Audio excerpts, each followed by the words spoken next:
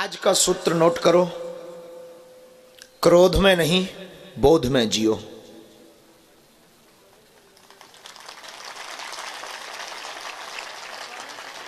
क्रोध में आप आवेश में जियोगे, आपकी जिंदगी में सदैव रोड़ा बने रहेंगे। आप रामचरितमानस के एक प्रसंग से जिंदगी में को जीना सीखना चाहते हो तो सुन लीजिए। हनुमान जी जब लंका जाते हैं तो रास्ते में सुरसा नाम की एक देवी मिलती है। जस जस सुरसा बदन बढ़ावा, तास दून कपिरूप दिखावा। सुरसा नाम की देवी ज्यों ज्यों अपना रूप बढ़ाती है, हनुमान जी उससे डबल अपना रूप बना लेते हैं। क्योंकि सुरसा ने कहा कि हमें देवताओं ने भेजा है, मैं आई हूं, मैं भूखी हूं, मैं तुम्हें खाऊंगी। हनुमान जी ने कहा कि अगर आपको खाना है तो खा लो, मुझे कोई दिक्कत नहीं है, लेकिन याद रखो मां, अगर तुम्हारी आज्ञा हो तो मैं पहले राम काज कर आऊं, फिर मुझे खा लेना, कोई दिक्कत नहीं। लेकिन सुरसा कहती है नहीं, मैं तो अभी खाऊंगी। हनुमान जी कहते हैं ठीक है, मैं तैयार हूं। सुरसा अपना मुख बढ़ाती, जस जस सुरसा बदन बढ़ावा, ज्यों ज्यों सुरसा अपना मुख बढ़ाती त्यों त्यों हनुमान जी अपना रूप बढ़ाते। 16 जोजन मुख थे ठयऊ, तुरत पवन सुत 32 भयऊ। सुरसा ने 16 योजन का मुख किया, हनुमान जी ने 32 योजन का शरीर कर लिया। सुरसा ने अपने मुख से नापा तो मुख में जा नहीं रहा था, शरीर क्योंकि डबल है, मुख छोटा है। उसने अपना और मुख बढ़ाया, अंत तो गत्वा सुरसा रुकी नहीं, 7 योजन तही आनन कीन्हा। उसने 100 योजन का मुख बना लिया। हनुमान जी का को एक उपाधि बुद्धिमताम वरिष्ठिम की है। हनुमान जी ने सोचा कि इसने 100 योजन का मुख बनाया, अगर मैं बचना चाहूं तो मुझे 200 योजन का शरीर चाहिए। और अगर मैं 200 योजन का मुख बना भी लेता हूं तो शायद हमारे कान राम जी के पास पहुंच जाएंगे और नाक जानकी मां के पास। इतना बड़ा रूप लूं, इतना धारण भी कर लूं, तब भी कोई बात नहीं बननी है, क्योंकि इसे मानना नहीं है, ये मुझसे डबल अपना मुख बना लेगी। हनुमान जी की बुद्धि का परिचय देखना आप, और अपनी जिंदगी में सूत्र को आप अपनाना।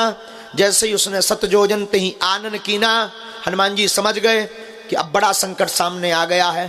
तुरंत हनुमान जी अति लघु रूप पवन सुत लीना, एकदम छोटे से हनुमान जी हो गए। लघु रूप धारण करके हनुमान जी, और संसार के जितने भी डॉक्टर यहाँ पर बैठे हुए हैं, डॉक्टरी की पढ़ाई कर रहे हैं, जितने भी बाद में इस बात को सुनेंगे, आपको सुनकर आश्चर्य होगा। खैर, प्रमाण करने के लिए हमें आपसे कोई परमिशन नहीं लेनी है। संसार की पहली एंडोस्कोपी अगर किसी ने शुरू की तो वो हनुमान जी ने शुरू की। सुरसा के मुख में जाकर के देखा कि इसकी किडनी लीवर ठीक है कि नहीं है।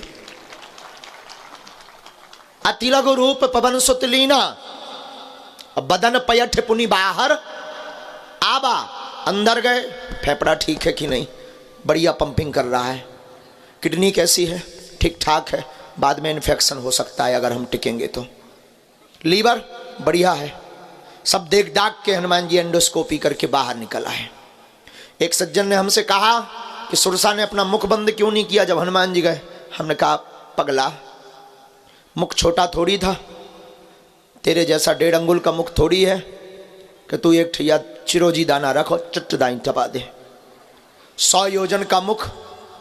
कभी तूने ट्राली देखी है?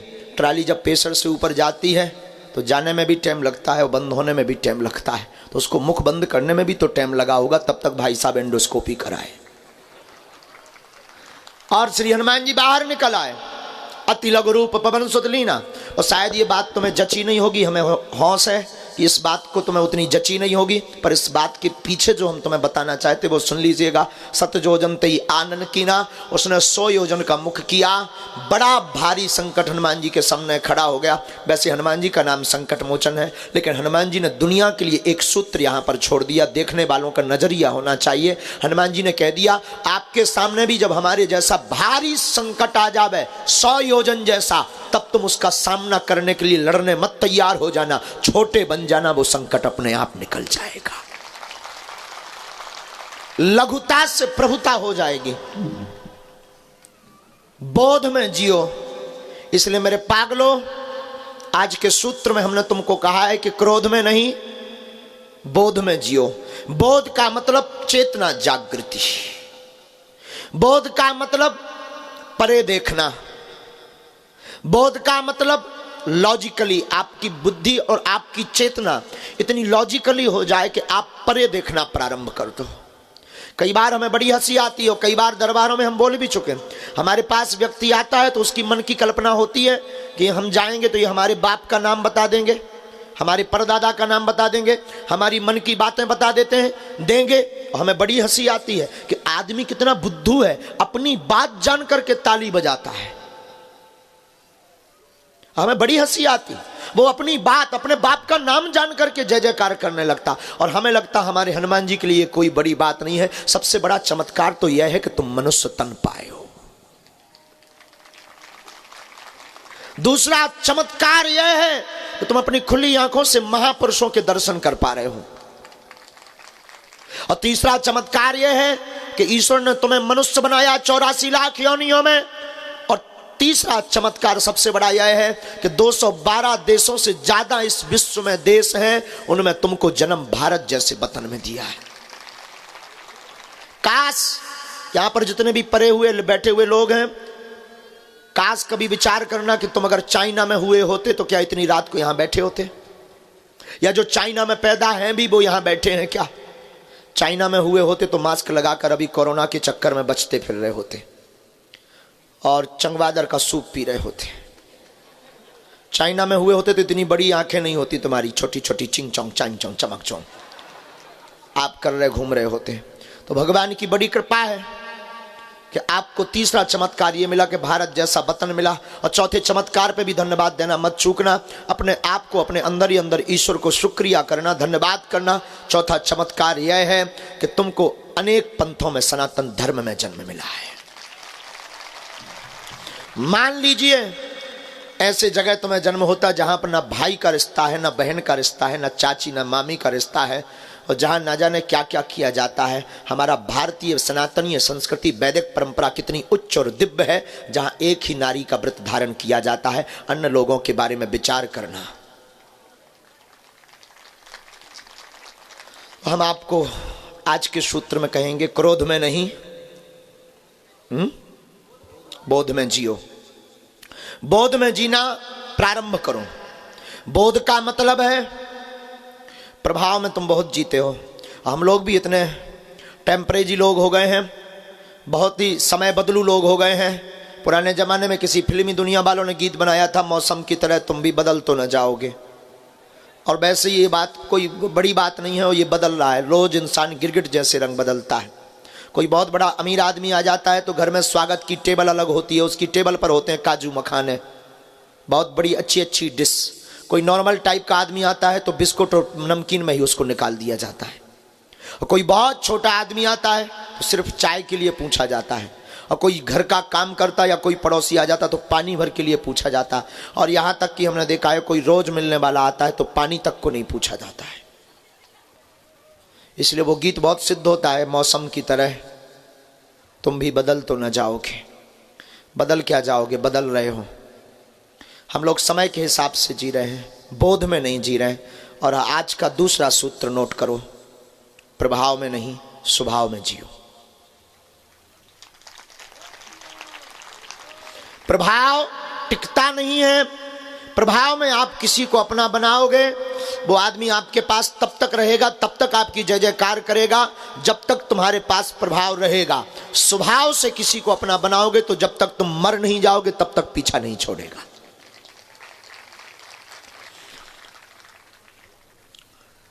संसार का एक अमीर आदमी है, बहुत अमीर आदमी हुआ, बिल गेट्स। उससे एक बार पत्रकारों ने पूछा कि आप रातों रात अमीर बन गए, इसका रहस्य क्या है? एक ही रात में तुम अमीर बन गए, इसका राज क्या है? कौन सा जादू है तुम्हारे पास जो तुम रातों रात अमीर बन गए? उसने टेबल पर हाथ ठोक कर कहा, हाँ मैं रातों रात अमीर बन गया, इसमें कोई संदेह नहीं। और अगर कोई ये संदेह करे तो उसकी मूर्खता है। मैं रातों रात अमीर बन गया हूं, इसमें किंचित मात्र भी संदेह नहीं है। उसने मुस्कुराते हुए कहा, पर यह किसी को होश नहीं है वो रात कितनी लंबी थी। और दुनिया आपकी चमक देखती है। जब आप उपलब्धि पर जाने लगेंगे तब लोग आपके पीछे लगेंगे। जब आप उपलब्धि पा जाएंगे तब रिश्ते नाते वाले लोग आएंगे, उपलब्धि के पूर्व में कोई नहीं आएगा। इसलिए मेरे पागलों, आज की रात तुम खोकर मत जाना, आज की रात में कुछ पाकर जाना, क्रोध नहीं बोध पाकर जाना, क्योंकि चलना तुम्हें है। आधे से ज्यादा लोग इतनी जिंदगी खराब जीते हैं, कई बार हमें बड़ी हंसी आती, वो सोचते हैं कि कोई दूसरा कर दे, फल हमें मिल जाए। कुछ लोग तो बड़े चमत्कारी लोग होते हैं, हमारे पास आते हैं, ऐसा कोई आप आशीर्वाद दे दो कि सब ठीक हो जाए। बात भी वो कोई बुरी नहीं है, आशीर्वाद लेना भी कोई बुरा नहीं है। आशीर्वाद लेने लायक कभी पात्रता तो रखो ताकि तुम संभाल पाओ। इसका मतलब ये नहीं कि हाँ ये हम अपनी बात कह रहे हैं, किसी भी गुरुजनों की बात कह रहे हैं। कोई भी साधु जब आशीर्वाद देता है तो उसकी साधना और उसकी तपस्या लगती है, लेकिन हम लोग जोश में आशीर्वाद ले लेते हैं, हौस में नहीं लेते हैं। हौस में अगर आशीर्वाद ले तो गुरु का एक वाक्य ही भीतर क्रांति कर देगा। हमारे एक प्रिय संत हुए गौतम बाबा, पहले वो डकैत थे, आजकल साधु हो गए। एक नाटकीय ढंग से साधु बने। उनके गांव में नर्तकी आई थी, उन्हें नर्तकी का नृत्य देखने का बड़ा शौक था, और वो डकैती भी इसीलिए करते थे कि नर्तकी के लिए रुपया ला सके। यही कोई ठंड का महीना रहा होगा, माघ या पूस का। ठंड के महीने में वो नर्तकी का नृत्य देखने गए, और याद रखना भीतर क्रांति कब हो जाए खबर नहीं है। कई लोग हमसे कहते हैं कि बार बार कथा क्यों सुनना है, वही चीज़ बार बार सुनने से क्या फ़ायदा है। हम कहते हैं बार बार सुनो, ना जाने कौन सा शब्द तुम्हारे दिल और दिमाग पर चोट कर जाए। तो वो नर्तकी का नृत्य देखने गए।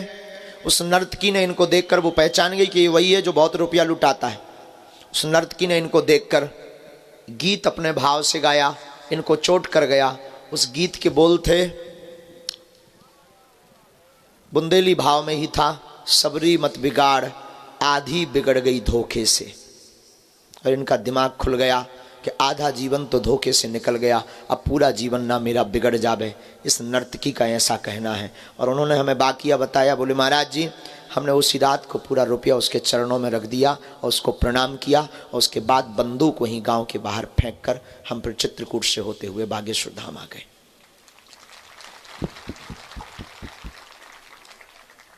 तो कब आपके ऊपर कौन सा शब्द क्रांति कर जाए कोई ठिकाना नहीं है।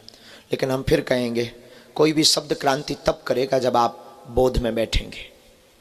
बोध का मतलब ये प्रतिज्ञा लेकर बैठेंगे कि हम कुछ लेकर आएंगे और वो हम करके मानेंगे, तभी। सुना तो आपने भी बहुत है, लेकिन बदमाश आप बहुत नंबर 1 के हो। कितनी कथाएं नहीं सुनी और कितने चैनल नहीं तुम देख रहे। 18 चैनल खोलते हो, 19 बाबा तुम्हें मिलते हैं, लेकिन ना तुम टिकते ना वो बाबा टिकते हैं, ना उनकी बातें टिकती ना तुम आज तक टिक पाए। और भटके भटके यहाँ भी बैठो, यही हाल हमारे साथ भी होने वाला है जो तुम अन्य के साथ कर चुके हो। तय है, यहाँ से भी जाने के बाद तुम यहाँ से रहलाओगे, जाने के बाद फिर यही कहोगे 5 दिन डले रहे कुछ नहीं हुआ। कुछ तो ये भी बोलेंगे कि अपने अपनों के पर्चा बना दिए, कुछ तो ये भी बोलेंगे वहाँ तो सब सेटिंग का खेल है, मंत्री मिनिस्टर जाएंगे तो मिल पाएंगे। कुछ तो ये भी बोलेंगे कि अब उनकी कृपा तो बड़े लोगों तक सीमित रह गई है। कुछ तो ये भी बोल कर जाएंगे कि शायद हमारा कोई पाप रह गया इसलिए नहीं सुनी भगवान ने। कुछ ये भी बोल कर जाएंगे कि शायद भगवान हमसे नाराज है। कुछ ये भी बोल कर जाएंगे अगली बार में अर्जी पक्का है लग जाएगी, बागेश्वर धाम जाएंगे वहां सुन लेंगे वो। और ये कब तक तुम करोगे, ये बातें तुम कब तक करोगे, कब तक तुम भटकोगे, कब तक तुम अपने प्रश्नों के उत्तर दूसरों से लोगे, कब तक दूसरों के उत्तर तुम्हारे काम आएंगे, कब तक दूसरों की बातें तुम्हें काम आएंगी, और कब तक तुम अपनी खिल्लियां उड़ाते रहोगे, उड़वाते रहोगे लोगों से, कब तक तुम धक्के खाते रहोगे, कब तक तुम अपने अबोधता के कारण अकेले में रोते रहोगे, कब तक तुम अपने परिवार से अपनी हंसी करवाते रहोगे, कब तक तुम धक्का माथा पटक पटक करके माथा में छाले पड़वाओगे, कब तक तुम भगवान ईश्वर टोटका उपाय बदलोगे, कब तक तुम अपने गुरुओं को बदलोगे। आखिर ये कब तक चलेगा। एक दिन तुम्हारी अंतिम मंजिल भी आ जाएगी और तुम खाली हाथ जाओगे, तब तुम्हारे ऊपर तुम्हारा ईश्वर तुम्हें धिक्कार करेगा कि मैंने मानव तन दिया, ये कुछ नहीं कर पाया। हम तुम्हें हौस के साथ कहेंगे, जोश में मत बात सुनना, हौस में सुनना। आज की रात तुम कुछ लेकर जाना, पर्चा के चक्कर में मत पड़ो। तुम्हें पढ़ना ही है तो हनुमान जी के चक्कर में पढ़ो।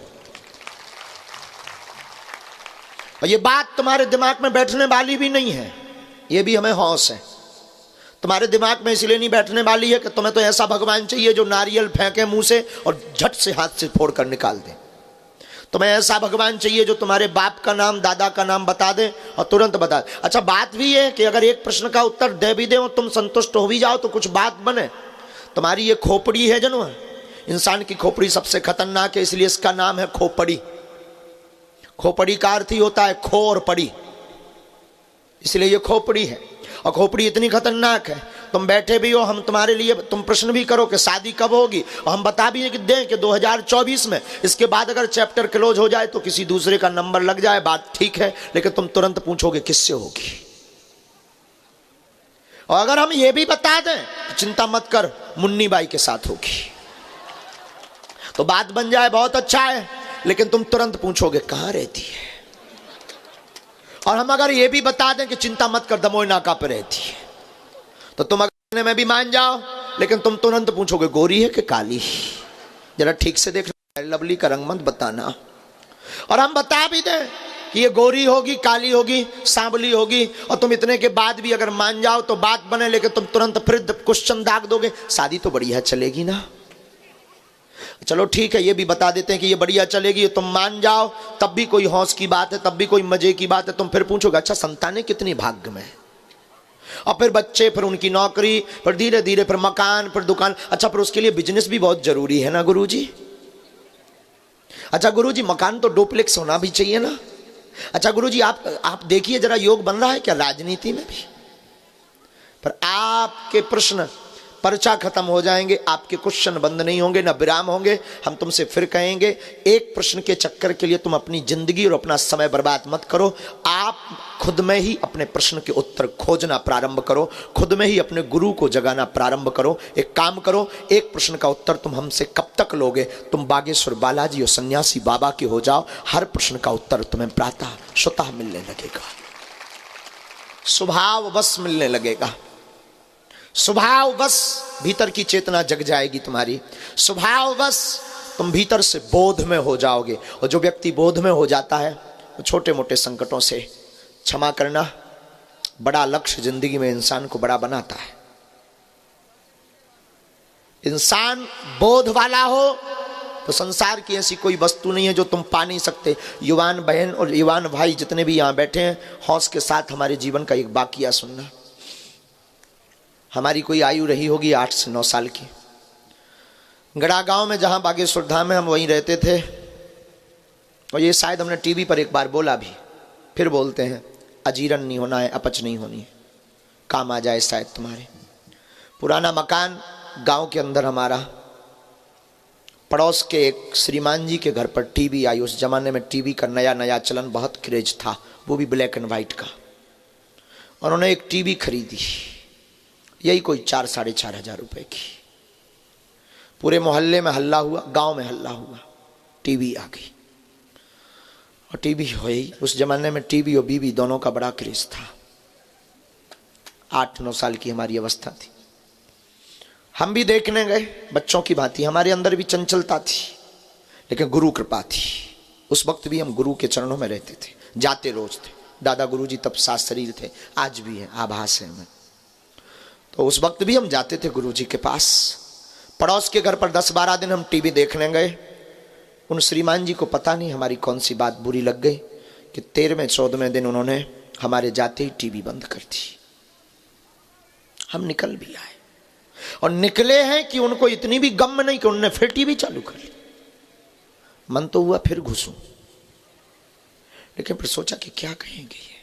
जब बंद हमारे कारण हुई तो बेचारी फिर बंद ना हो जाए, कम से कम इनकी आंखें तो सिके। हमारी फूटेंगी सो फूटेंगी। बाहर निकल आए।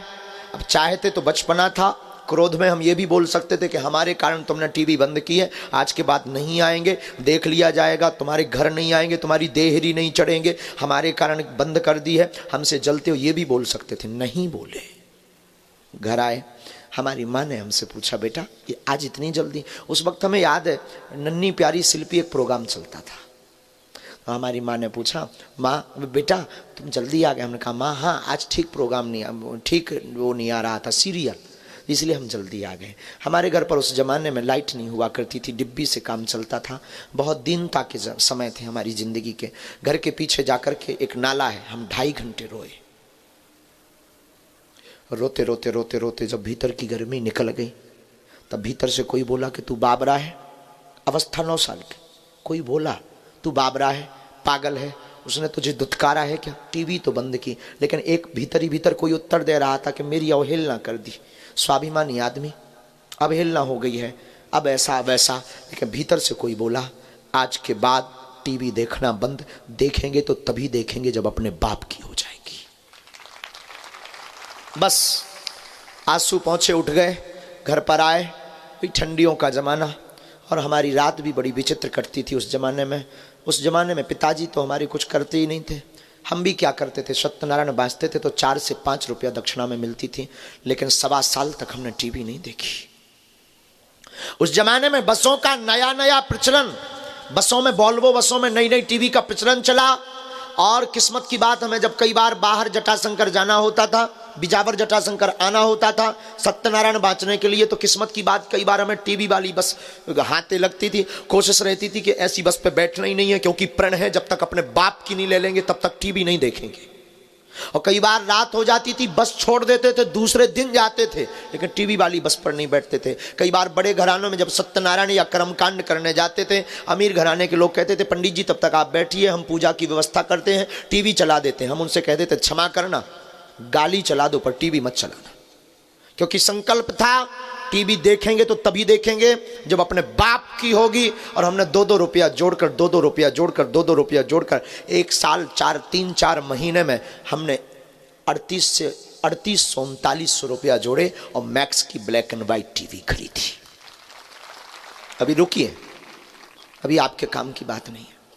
टीवी खरीद कर लाए, 1 किलो मिठाई हम लाए, और भगवान की कृपा, उस वक्त हमारे पास ऐसी कोई सिद्धि नहीं थी। तुम ये भी आकलन मत लगा लेना कि हमने कोई मंत्र मार दिया होगा। भगवान की ऐसी कृपा कि श्रीमान जी की टीवी जल गई और हमारी टीवी नई आ गई।